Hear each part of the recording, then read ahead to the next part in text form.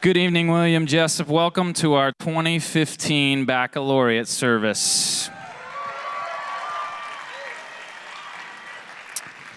I think there's some people, particularly in this area, who are pretty excited to be here tonight.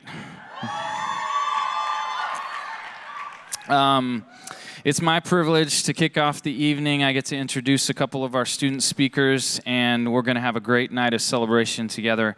Just so you understand, we kind of think of this baccalaureate service as kind of a worship service accompanying graduation. And that's not to say at all that graduation is not a worship service. We celebrate what God has done in the lives of all of you, in the life of this community of William Jessup University. But tonight, we just want to lift up our praise to Him just like we've done, and we want to honor God for the amazing things that He has done in this place. Tomorrow we're going to do pomp and circumstance, we're going to do chords, we're going to do individual honors, but tonight it's just kind of a night of praise, and I love it. It's a privilege to be here. My name's Daniel, and I've had the privilege of serving as Director of Campus Ministries for 11 years now at William Jessup.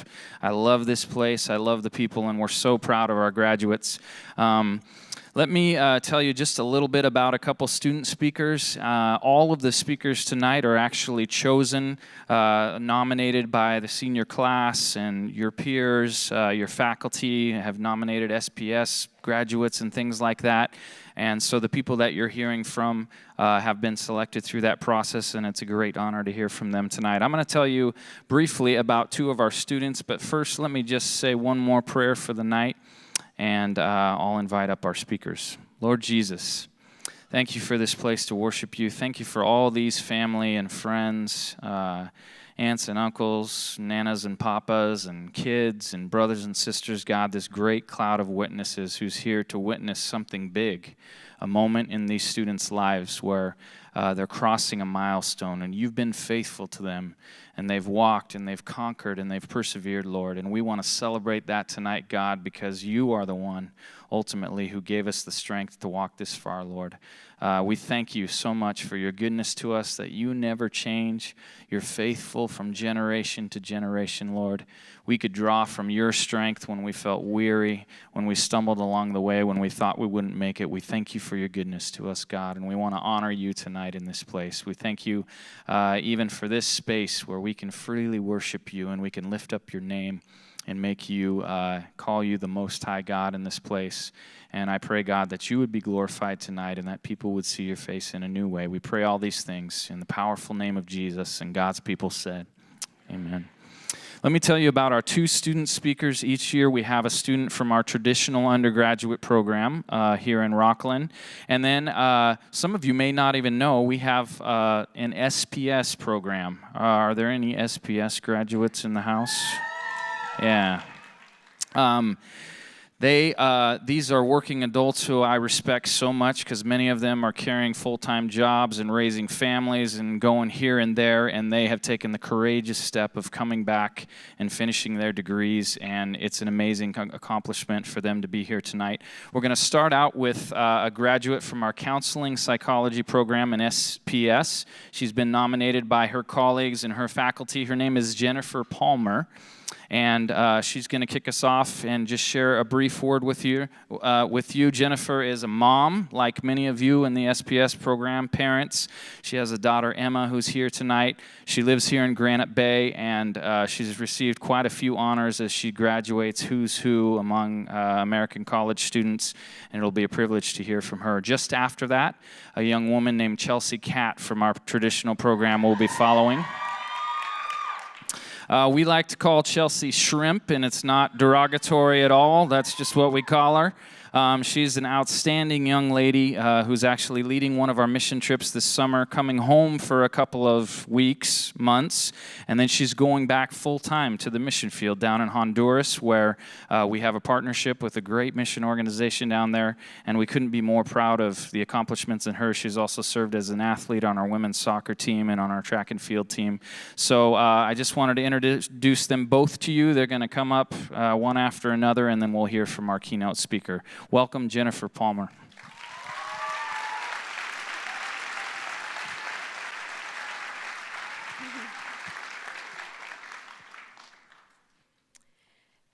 Being confident of this, that he who began a good work in you will be faithful to complete it.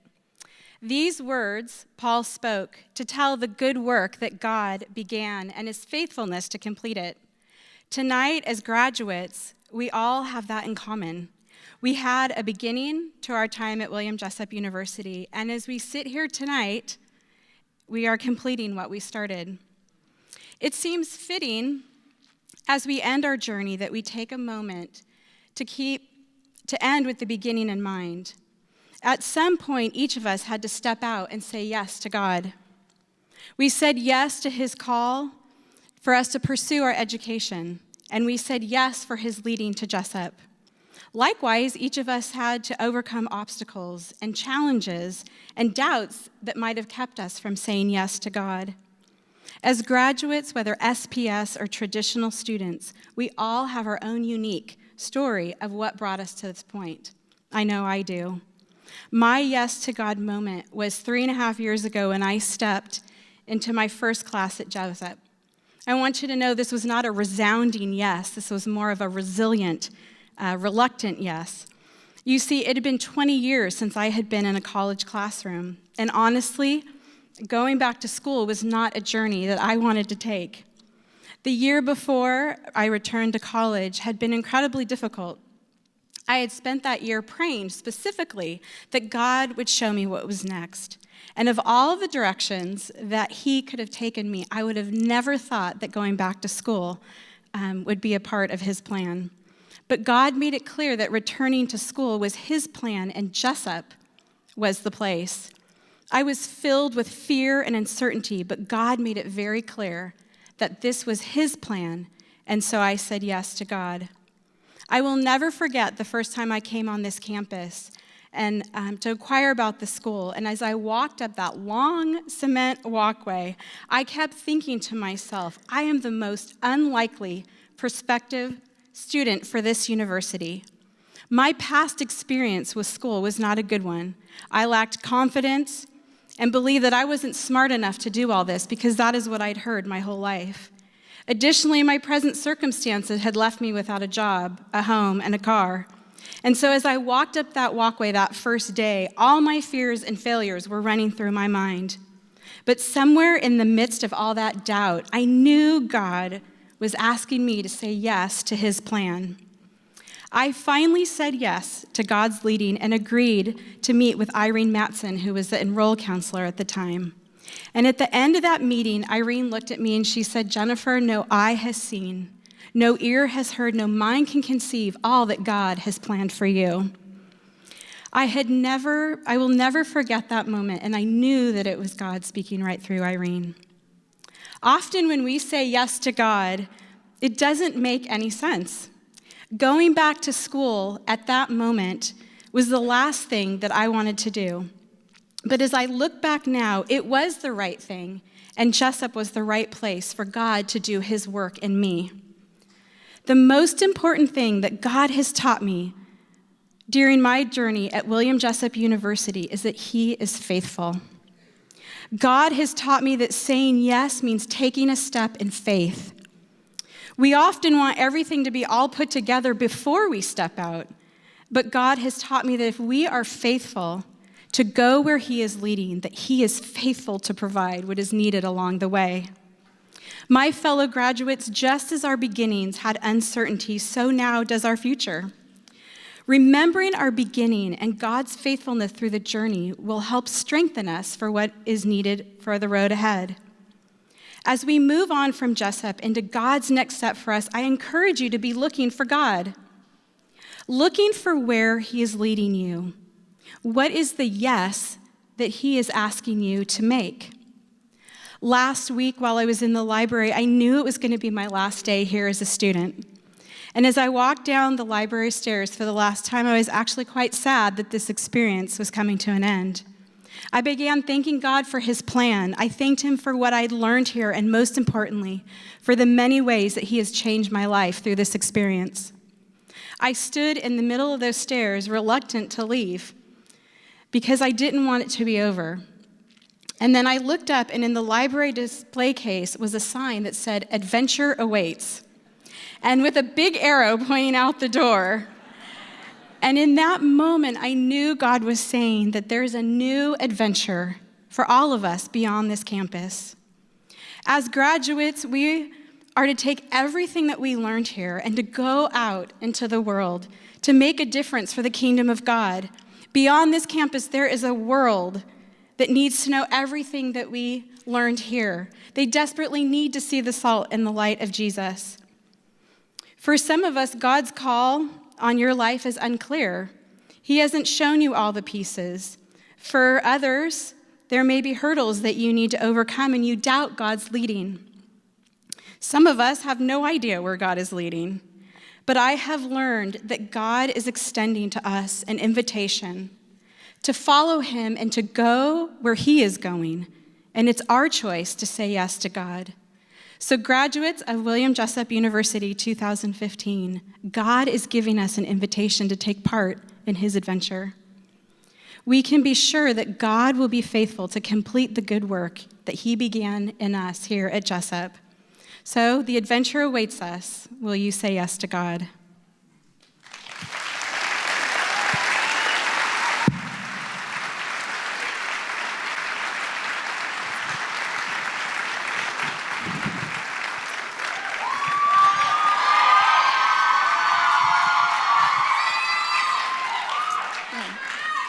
Hi guys, so my name is Chelsea Cat, and some of you probably learned that that's not my real name, or that is my real name. Shrimp is not my real name. So when I was in the library studying for the comp, when I got asked to speak tonight, and those of you who know if you took the comp or were friends of people who were taking the comp, it's a very stressful time. So when Ron approached me in the library, he's like, "Hey, what are you doing?" I'm like, "I'm studying, obviously." He's like, "I have a question for you." I'm like, "Okay." He's like, "Do you want to speak at Baccalaureate?" I was like, "What? No, thank you." And he's like, "Well, just think about it." I'm like, "Okay, I'll pray about it." And literally, I'm not joking, the next day, I'm walking to class, and someone's like, "Hey, I hear you're speaking at Baccalaureate." I'm like, "Oh, yeah, maybe." So here I am. I have to be honest, as soon as I found out, I came here after chapel and was like, let's hope I'm taller than the podium, because that was my biggest fear. But then I remembered that this audience and everyone here are awesome people that got me to this very point in my life. As a class, we've been through many changes in the last 4 years. We were one of the first classes under a new president, which is kind of crazy, and you did a great job. And as a class, we've also doubled in the last 4 years, from 800 students to I don't even know how many now, but I remember when we got the 1,000th student. So that was kind of cool. It was always funny, you knew you were talking to a senior when someone was asking for directions, and they'd be like, "Oh, it's by the old calf." And half the people are like, "Isn't that an art studio?" So that's really cool to just see how much Jessup has grown in our time here. But not only has the appearance of Jessup changed, but so have we. I know personally this community of people has been the biggest influence in my life as I pursued a deeper walk with Christ. I asked some friends what they had to say about the graduating class of 2015 and how they've affected them. And here's a few responses. So from a senior, they have taught me how to love humbly, laugh hysterically, and they have taught me how to do community well. And from a faculty member, they have made me want to be a better professor. And from another senior, with them, I have been able to laugh, grow immensely, discover more about myself, my God, and how he works through people every single day. And this next one's from a junior. He says, they have challenged me not only to believe in myself, but to dive deeper into knowing God. They have taught me what it means to truly love another person and love God without boundaries. And this last one's from a freshman. So as a freshman, the seniors can make you feel unimportant, but the Jessup class of 2015 made me feel welcome and helped me through my first year. They showed me what it really means to be men and women after God's own heart. Guys, I'm gonna be honest, I'm terrified to leave this place. This community that we've created is unlike anything I've ever been a part of. And I was the commuter who no one really knew was a commuter. I was an athlete. I've done missions. I've basically jumped into every opportunity to be more involved with this culture that we created that ultimately turned into a family. It's gonna be very hard to leave, But I think we can all find comfort in the fact that we're not alone in this. We were all brought to Jessup for a distinct reason. For some of us, it was to find a career. For some of us, it was to make these friendships that'll last a lifetime. And for over half of us, it was to find a spouse.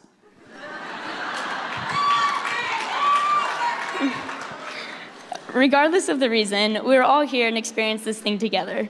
This is such an exciting accomplishment in our lives, but it's also just the beginning. Wherever the Lord takes us from here, we will always have this family and our memories we shared. This class as a whole has done life together for the last 4, 3, or even 2 years. We have struggled together, laughed together, and ultimately have grown together. Our professors and peers challenged us in our thinking and ultimately gave us the resources that we need to participate to leave this community. I want to encourage each of you, as we begin this next chapter of our lives, to never lose sight of the plan that God has for your life. We are all such remarkable people who have the ability to make huge differences in people's lives around us. Thank you.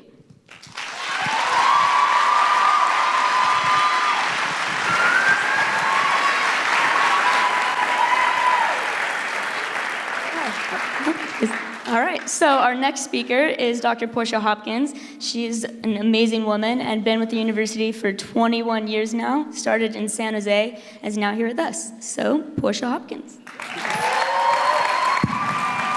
Thank you. Hi, everybody.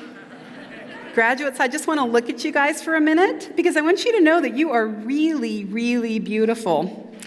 These guys sitting in the front row are not super bad looking, but you guys are really beautiful.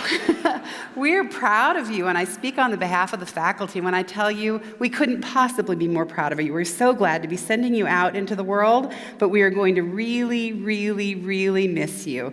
This is always a bittersweet time, and at the moment it feels more bitter than sweet to say goodbye to you guys, but it's going to be sweet in the future as we watch you go ahead.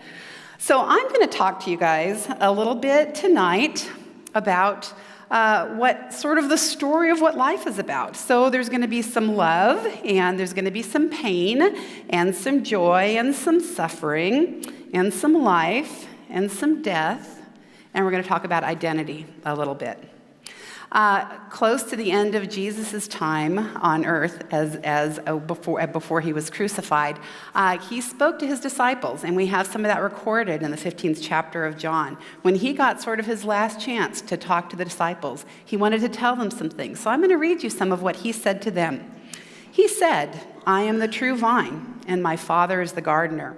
He cuts off every branch in me that bears no fruit, while every branch that does bear fruit, he prunes, so that it will be even more fruitful. You are already clean because of the word I have spoken to you. Remain in me, and I will remain in you. No branch can bear fruit by itself. It must remain in the vine. Neither can you bear fruit unless you remain in me." And then a few verses down further in John 15, he said, "As the Father has loved me, so have I loved you. Now remain in my love. My command is this: love each other as I have loved you. Greater love has no one than this, that he lay down his life for his friends. You are my friends if you do what I command. I've called you friends, for everything that I learned from my Father I have made known to you. Go and bear fruit, fruit that will last. This is my command: love each other." So bearing fruit's an interesting idea. Sometimes it's used as kind of a weapon. Well, you're not being very fruitful in your ministry. Or, you'll know if people's ministries are sound because it will bear some fruit. And we sort of take that in terms of numbers or dollars raised or some kind of influence. I want to look at fruit a little bit differently tonight because fruit is something that we produce for God, but it's more than that. A vine doesn't think about producing fruit. If it's healthy, it just produces fruit. It's an integral part of what the vine was created to be. It doesn't have to sweat and worry and go, am I producing enough? Am I not producing enough? How are my numbers today? That's not how a vine looks at producing fruit. A vine just does what a vine does, and the fruit comes from it. And so fruit for us should come naturally and organically from who we are, rather than being something that we sort of contrive or angle at. And so when I look and think about who we are as people, one of the aspects of us as human beings is that we're meant to be creators. God is the creator, big C creator. We're made in the image of God. We're small c creators. Every one of us is meant to be a creative person. Now, you have to understand, I was born in 1961, and so I grew up in the 60s and 70s, and I grew up in sort of a traditional, conventional, middle-class family. Creativity was not a good word in my household. Creativity sort of meant, oh my gosh, you're going to go off and be a hippie someplace. You're just going to sort of throw it all over and go live in like a VW van on the street. That's kind of what creativity meant in the culture that I grew up in. And it has taken me a long time into my adult life to unlearn that and to think of creativity in the way that God thinks of it, just a natural part of who I am as a human being. And I don't tend to think of myself as a super creative person. I look at people like these musicians who are up here and I think, wow, now there's some creativity. I walk around and look at the art some students have done. And I think there's creativity. I come and watch a play. I think there's creativity. But do you know what? There are all kinds of ways for us to be creative. And so I want to reframe creativity for you a little bit so that it's not just about somehow producing in the arts. Because Adam and Eve were creative. They named the animals, and they tended the garden, and Jesus was creative. He told stories. He healed people. These are creative acts, and there are all kinds of different creative ways of being that we can access, whether we're gifted in artistic ways or not. So how about we redefine creativity to say that we're creative every time we express the truth of God from the unique perspective that He's given us. Jesus said, "Everything I have learned from my Father, I have made known to you. Go and bear fruit that will last." He has told us some things that we need to know, some truths, but we're all made differently. We're all unique from one another. So the way that I express the truth that God has given me is going to be different than the way that any other person is going to express it. And it does not have to be in an artifact or a product that I create. It is in the way that I live my life, accessing that truth, thinking about it, living it in a real way, and giving it back. Another way that we might define creativity is to think about that it's when we make something happen that wouldn't happen if we didn't do it. When we make something from what might be nothing, or when we recreate what's already been created. So if I stand up here in front of you guys and I don't open my mouth and say anything, there is no creative act taking place, although I suppose it could be some weird performance art, which would be creative in its own way, but it wouldn't necessarily be the kind of creativity that we want here.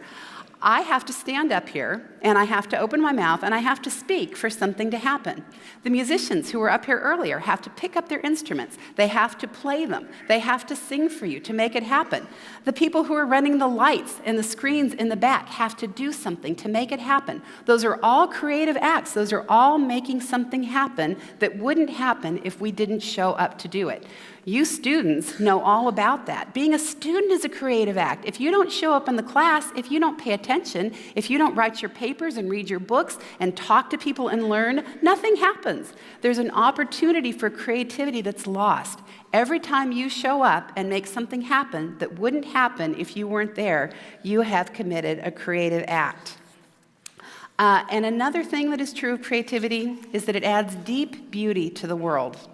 Now, I don't mean that sometimes things that we create aren't difficult, hard, even ugly, because truth sometimes is ugly.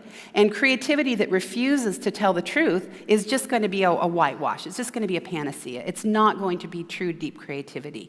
Creativity that tells the truth might sometimes result in something that is not beautiful in the way that we look at, but it is an act of deep beauty in the world, and it is a way of bringing God's beauty to people. So when you do visual art, when you write, when you do theater, when you do music, you're doing creative things. But when you're an athlete, you do something creative, right? A soccer player out there, the midfielder on the field, is a creator. He or she is going to see the possibilities of what is going on in the field, and in a split second, faster than we can think or talk about it, they're going to make something happen. They're going to have a creative act on the field that hopefully will result in something good for their team. If an athlete refuses to stand out on the field, if they sit on the side, or if they stand out there and they won't run or won't touch the ball, nothing happens. That's a creative act. When an athlete puts their body on the line to make something happen that wouldn't happen otherwise.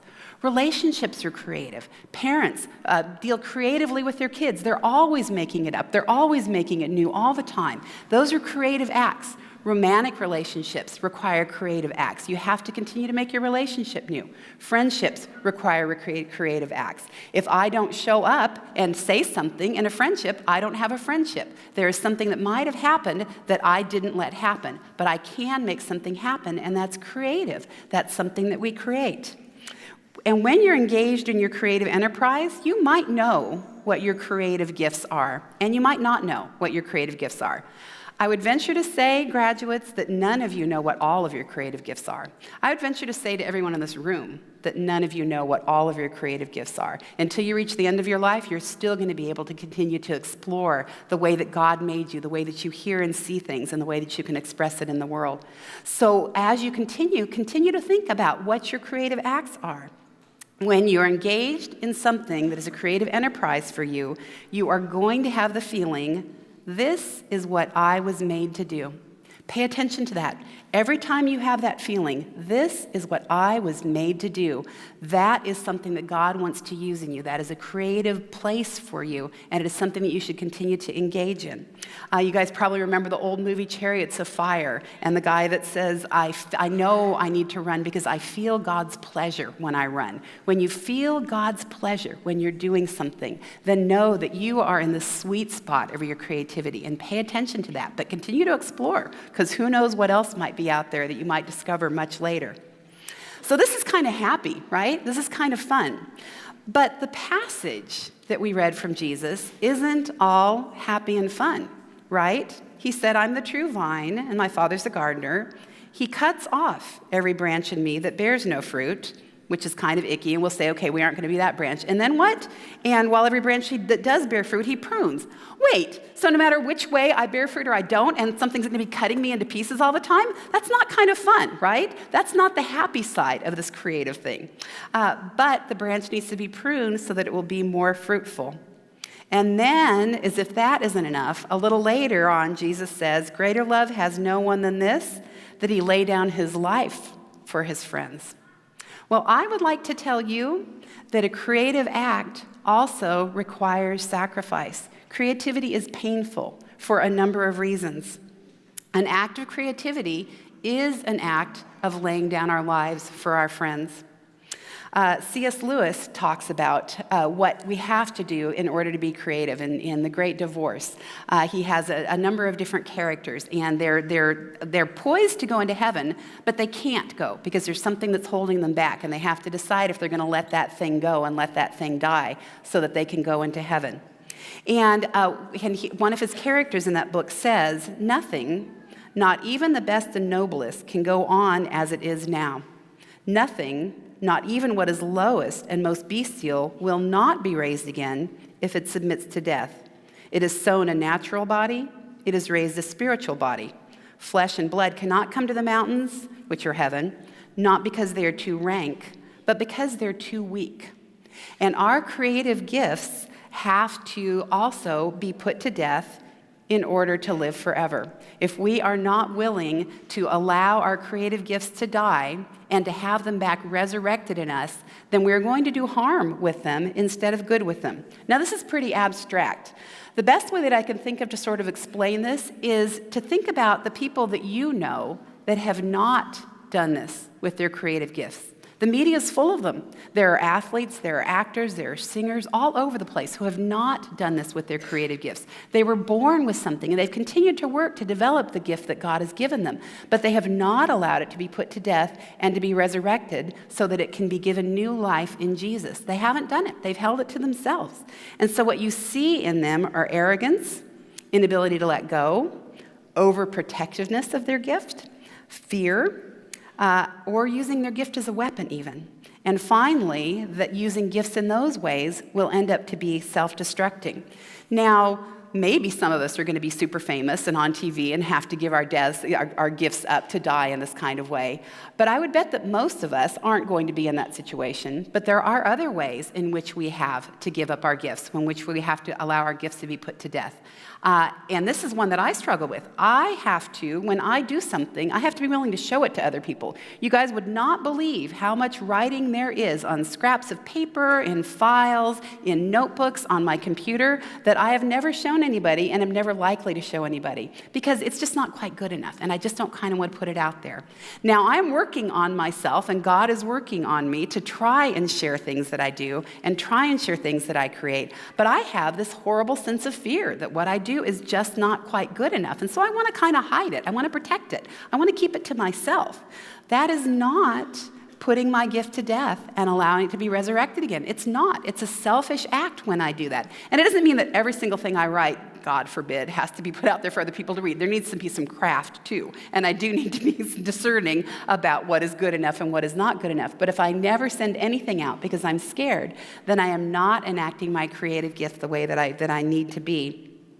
So contrast these people with the arrogance and their fear with those who give their gift with transparency, with vulnerability, who share with others, doing the thing that makes them feel the joy of the Lord and letting the Father bring about a fruit. Think about a child. A child will dance and sing and draw and talk to people. And they will do that without any consciousness of whether anybody is watching or not. They just are wired to be creative. What happens to them? Well, they start to hold their gifts back to themselves. And that's when they no longer have that exuberance to share with everybody. And so I want to encourage you, when you find the thing that makes you know that you were made for that, do it. Just do it. Share it with people that will appreciate it. Give it out to the world. Let it be a blessing to others. Make sure that it's gone through that death and resurrection process, but give it out. Let it be pruned, but let it come from you. However, creativity also, we have to remember, comes at a cost. Creativity bears within it not the likelihood or the possibility, but the inevitability of failure. Because the creative thing I have made in my head is never going to be the same thing as the creative product that comes out. I'm sure when Shakespeare wrote his plays, they were perfect in his head. I'm sure when Michelangelo painted or sculpted, they were perfect in his head. And I'm sure when those things were artifacts out in the world, those creators looked at them and went, that wasn't quite what I was aiming for. It could have been so much better if only it had come out the way that it was in my head. That is inevitable when you create. It is never going to be the perfect thing that you have in your head. Out of our heads and in the world, there is going to be a shift and a change in this product. But we have to remind ourselves that even if it isn't good enough for us, it is true and it is beautiful, and God can do something with it if we are willing to go through that hard work of making ourselves vulnerable to put what we have created out there in the world. So creativity requires courage. Our creative work is close to our hearts. It is something in a very tender place in us. And so it makes it hard to give it out to other people. Because besides not being good enough, when we put something creative out in the world, it's also likely to be criticized by other people. It's just part of what people do to one another. And you have to be able to have your creative artifact, your gift, your thing that you give to the world out there and let it be criticized and not let it crumple you and crush you. Much easier to say than to do. So when people criticize or reject your gift, it feels like a rejection of you because it's a rejection of something that's important to you. But that's part of the pruning. That's part of the snipping away at you to make you be the thing that God wants you to be. So when I have a day when I teach class and it doesn't go quite so well, my students are falling asleep or maybe not even showing up or not listening to me, or I give them something to do and they clearly haven't understood anything I've said, that is a day when I have tried to do something creative that looked much better in my head than it came out. And I can let that crush me. When I have a bad day writing, and most of my days writing are bad days writing, because writing is really hard work, I can say, clearly I'm really not very good at this, and I can put it away, and I can go do something else that's a lot more fun.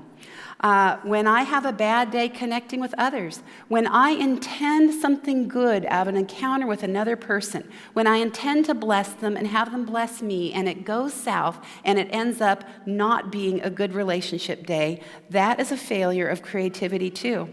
So what can I do? Well, I can die to myself.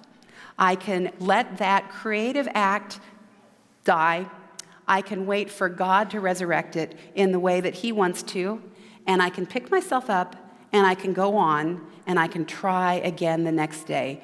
Because I'll never get it perfectly right, but some days I'm going to get it better than others. And if I quit, it will never be any better. An act of creativity, if I don't stand up and do it, it doesn't happen. And I never, ever want to be that person. So the best news of all is this is all worth it. It is all worth it to be able to be a creative person in the world. Your creative act, a small one, a large one that you know that you've consciously created, one that you don't even know that you've been a part of. It transforms the world. It changes something. It does good in the world because you're bringing God's truth and God's beauty to other people in a way that they might not ever have seen before. It brings joy to others.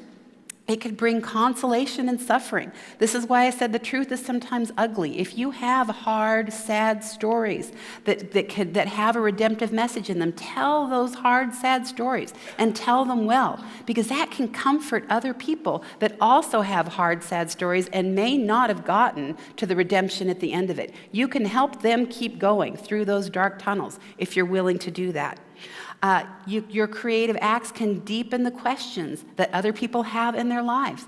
They can look at something and say, how does this relate to me? Where am I in this? Do I see this? Do I not? And you can help them to understand themselves better out of the creative act that you're doing.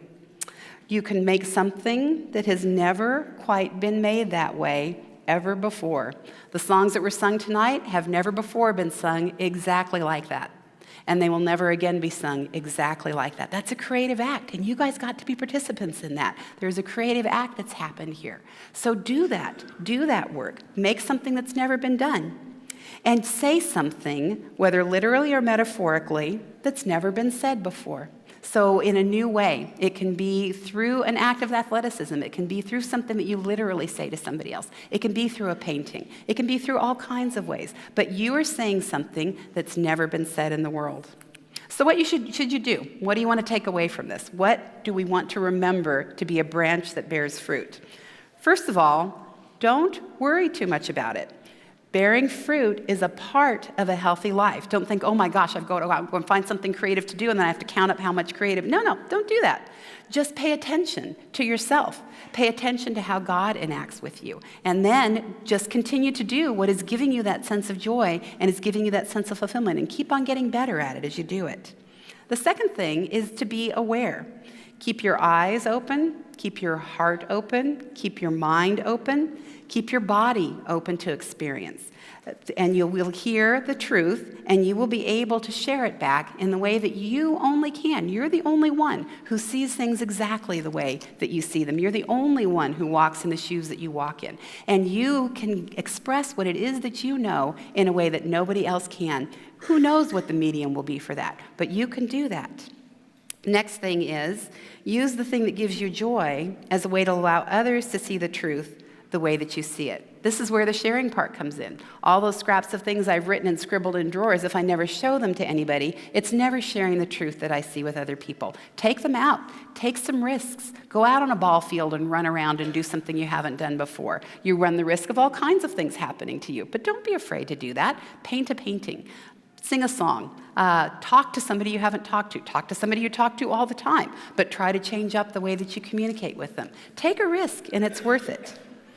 And be brave. It requires a lot of courage to live in your creative space all the time. It is not an easy thing to do. So be brave and keep on going. And finally, be generous. Remember that Jesus said there's no greater love than to lay down your life. And he said, love one another. And you lay down your life every time you are doing something that is creative in the world. Be generous with others and give to the world in that way. And then you will bear the fruit that lasts. Thank you.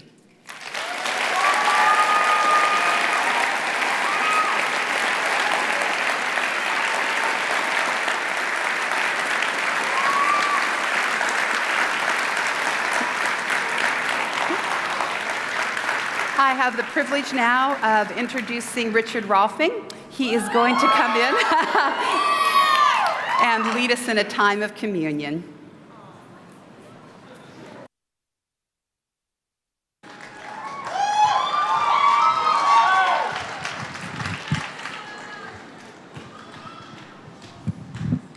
Whoa!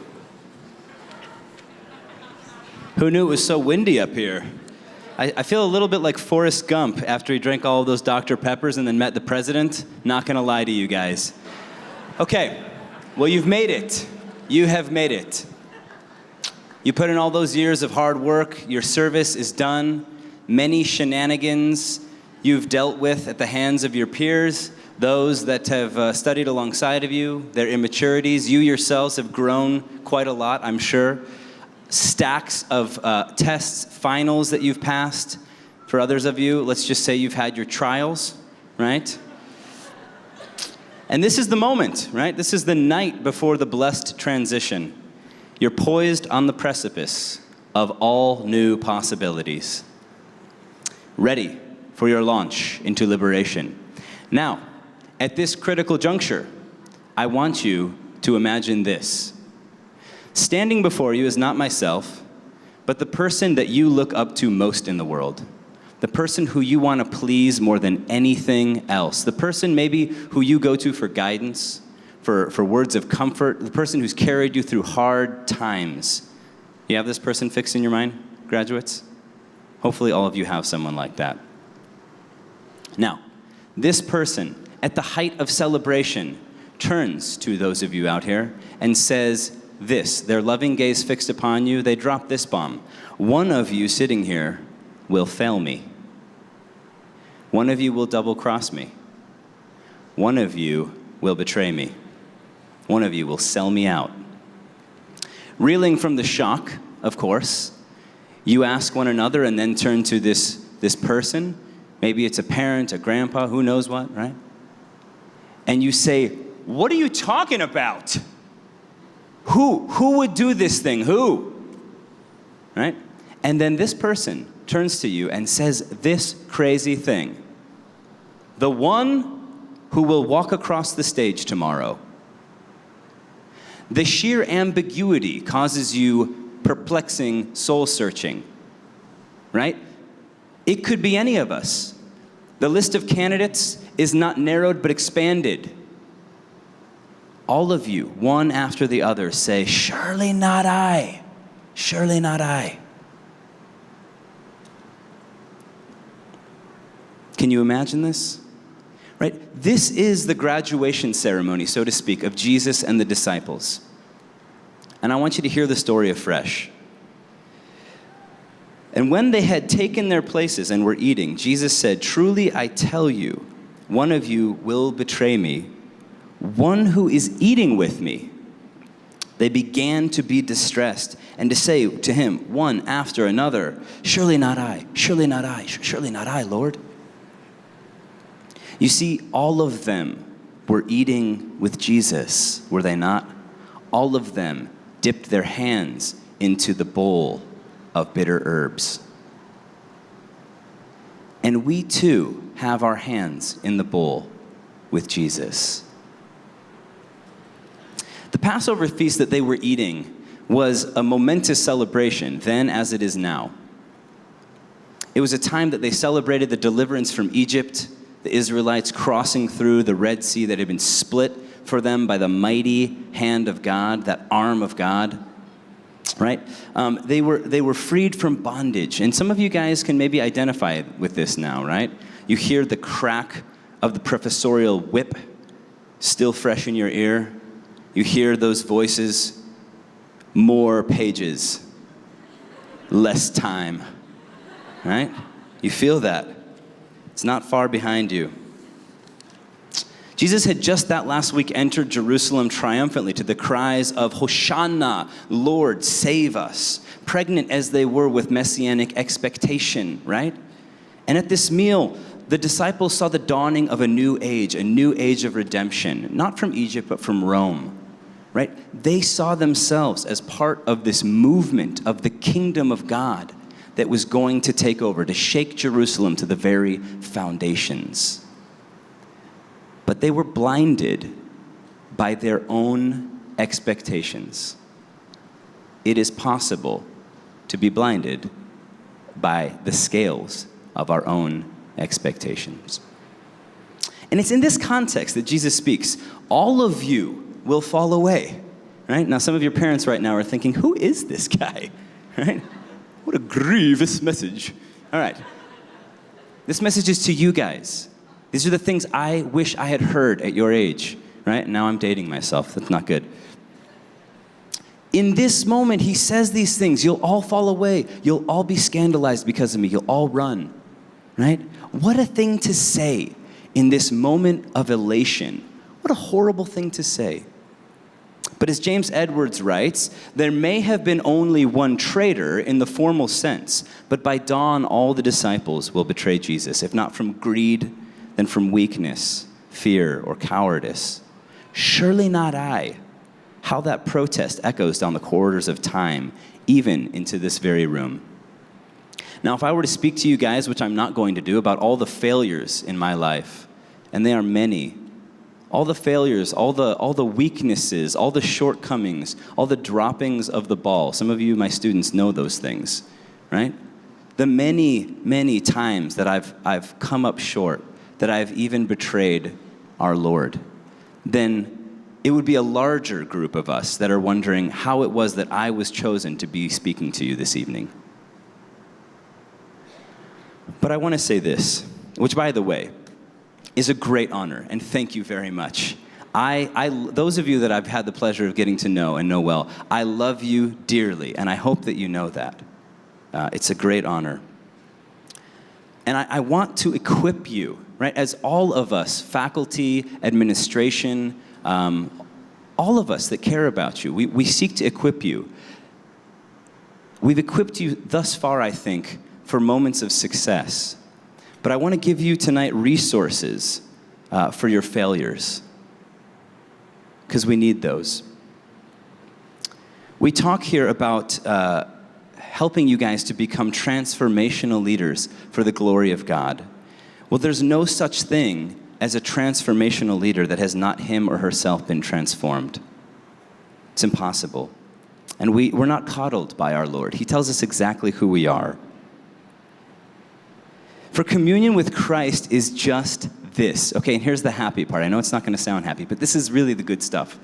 Communion with Christ is just this, an invitation, an open invitation to sup with the Lord, to dine with him, to fellowship with him, to be in his company, just as we are, as failures, as those that are weak, to let the pretenses and the facades fall away, friends. Because he doesn't love the false you. He loves the real you. He sees the real you. He calls the real you out, right? In many ways, our faith only truly begins in a rooster's crow, in a recognition that God knows exactly what we are and loves us. This incredible man from Galilee is inviting you, yes, this God-man, to be rid of your grandiose delusions. We all have them. I do as well. And sometimes we hitch them unwittingly to the term disciple. It doesn't belong. In communion with Christ, we're brought into the shadow of the cross, okay? And there, in his loving gaze, we have this gift of newly received self-knowledge. As painful as it is, what it does is it opens up the way to see Jesus as he truly is. And we see him no more clearly than in Isaiah 52 and 53, introduced as the suffering servant, which says this at the end of 52, "See, my servant shall prosper." We love prospering, right? All of us. I love to prosper. You love to prosper. Yeah? I heard of one of our graduates who's going to make, to me, what is an insane amount of money after graduation. Prospering. That's awesome, right? These are the things that Portia talked about. This message is not to negate those things, all right? But what kind of prospering goes on here? Isaiah 53, then, opens up with a cry. Who has believed our report? To whom has the arm of the Lord been revealed? What is this arm of the Lord? Where have we seen this before? We've seen the arm of the Lord in the Exodus, in the splitting of the sea, in the Passover narrative, right? And here again in Isaiah, he says, the arm of the Lord is bared, the holy arm of the Lord, right? It's as if the sleeves have been rolled up and he's going to do his work.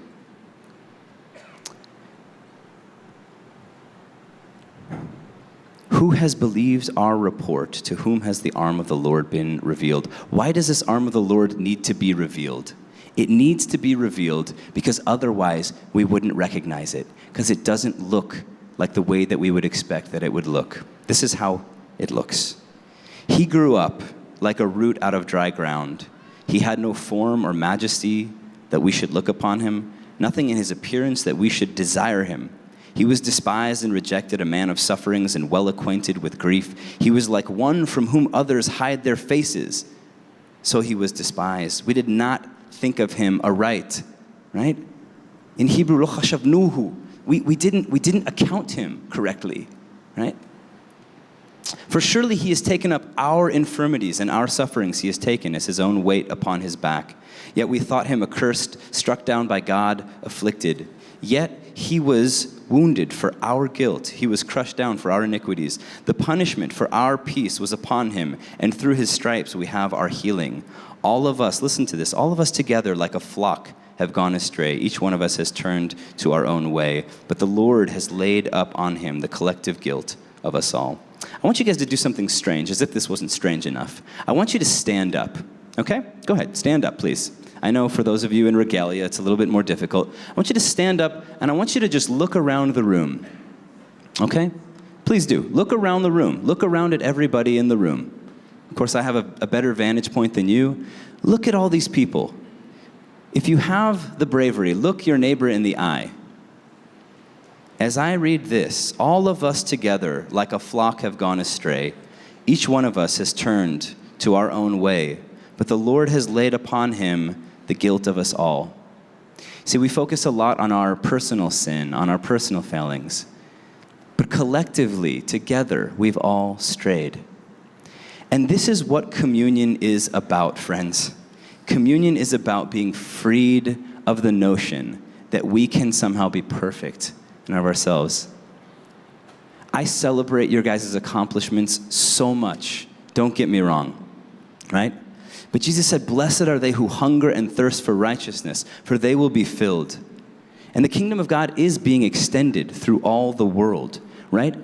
It's because the sins of all of us, myself, yourself, everyone in this room, have been laid upon Jesus, that we have a message to go out with in the world, right? That the Son of Man came to seek and save the lost. He came to give his life as a ransom for many and to serve. You guys can be seated. Thank you. We're gonna keep the feast. In the Anglican tradition, right? I know we don't hear much about the Anglican tradition. Each week, as things mount up towards communion, it is sung, Christ our Passover is sacrificed for us. Let us keep the feast. Christ our Passover is sacrificed for us. Let us keep the feast. With organ, it's very nice. Right? To this feast, the hungry are invited, and I hope you're hungry. Right? I hope you're ready to let some of the pretense just slide down, because Jesus doesn't love the facade. He loves you, the real you. Okay? We're gonna take communion at this point, and when the elements are being passed, I'd like each of you to do something, if you're comfortable with it. I'd like each of you to say to your neighbor this. Look them in the eye and say, Christ our Passover is sacrificed for us. Let us keep the feast. This is a joyous occasion for those of you that have learned what it means. Let us keep the feast. And I'm going to invite the band back up to play a song that talks about our Exodus. And I hope you'll celebrate with me when we sing that.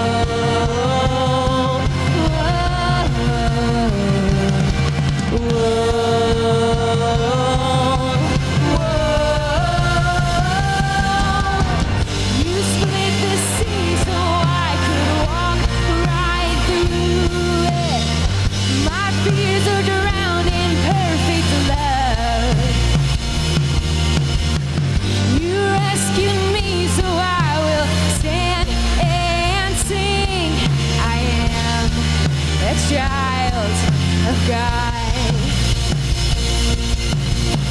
You split the sea so I could walk right through it. You drowned my fears in perfect love. You rescued me, so I will stand and sing. I am a child of God. Yes, I am. I am a child of God. I am a child of God. Yes, I am a child of God. Full of faith. Yes, I am a child of God.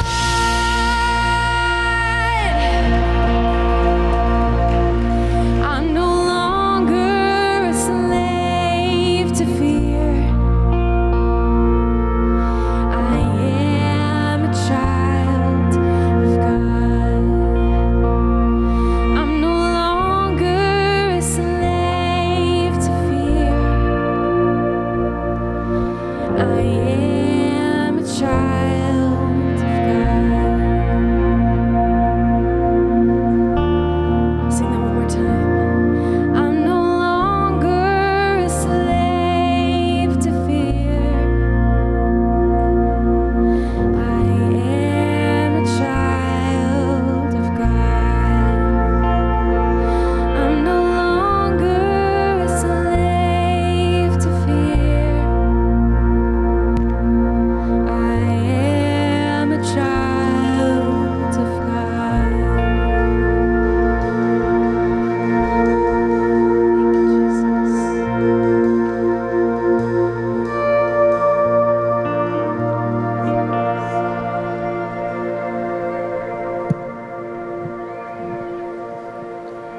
I hope that all of you leave here having buried in your heart the idea, the truth, that it doesn't depend on our resources, that we've been freed from our fears because we're no longer depending on the idea, the false knowledge that we're perfect. We've been redeemed. He split the sea so we could walk right through. Part of why I asked you guys to say to one another, Christ our Passover is sacrificed for us, let us keep the feast, is that it's not just about us. We celebrate what Christ has done for everyone in our immediate surroundings and throughout the world. Would you guys join me as we pray? Father God, we thank you that you are the same God that split the sea. You are the God who himself was split open. And you have allowed us to hide ourselves in you. Lord, I pray your blessing, your peace on those here. And thank you for their lives and ask that they would be used for your glory. We ask this for Jesus' sake. Amen. It's my privilege to to invite up our president, Dr. John Jackson, for a benediction. Thank you. Thank you, Richard. It is our sincere hope that you've experienced the presence of the Lord here in this place. When the Bible describes the ecclesia, the church, it says it is the people of God gathered together in a place. Jesus said, when 2 or 3 are gathered in his name, he is present there. I hope you've sensed the presence of the Lord here this evening. And graduates, soon-to-be graduates, I hope that what you experienced tonight is that this is not the beginning of the end. This is the end of the beginning for you. And the next chapter is glorious and wonderful as you take that journey of faith and take the next step that he's asking you to take. I want you to know in just a few moments that we will have a reception for you. I want to ask you to remain seating. I'll lead us in a recessional. We'll recess out. If you'll let all the graduates get out, then we have a reception prepared for you. We're delighted that you're here tonight. Again, please remain seated while we have the recessional.